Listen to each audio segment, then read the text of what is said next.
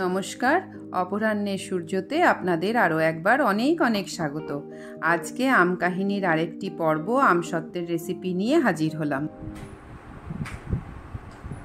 দি ভাই, আমগুলো দেখো নষ্ট হয়ে যাচ্ছে, কিছু করা যায় নাকি? এই আমগুলো না? হ্যাঁ।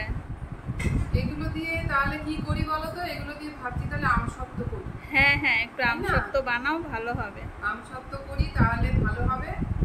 ঠিক আছে, রোদ্দুর উঠছে কি?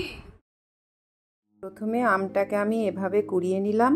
এভাবে কুড়িয়ে নিলে বেশ একটা স্মুথ পাল্প তৈরি হয়।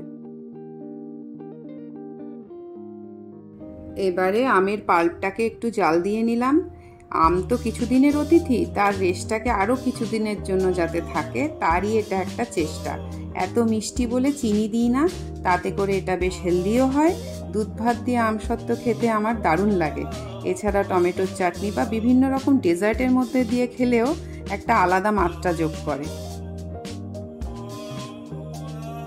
এবারে জাল দেওয়া আমের পাল্পটাকে আমি প্লেটে একটু তেল মাখিয়ে পাতলা করে ছড়িয়ে নিলাম। হাত দিয়েও ছড়ানো যায়, কিন্তু আমি তেজপাতা ব্যবহার করি, তাতে করে লেয়ারটা খুব পাতলা হয়।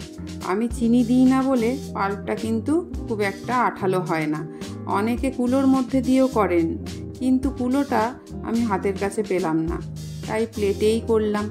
কুলোতে দুদিক দিয়ে হিটটা পায় বলে তাড়াতাড়ি শুকিয়েও যায়, কিন্তু আমার একটু সময় বেশি লাগবে, এই আর কি।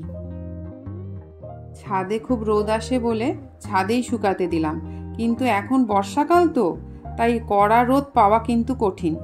কিন্তু কিছু করার নেই, এভাবেই ধীরে ধীরে শুকিয়ে নিতে হবে।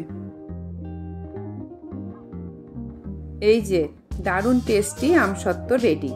আজকের ভিডিওটা যদি ভালো লেগে থাকে তবে কমেন্ট করে জানাবেন কেমন লাগলো। তবে আজকের জন্য এটুকুই। দেখা হবে আবার একটা নতুন ব্লগে। টাটা।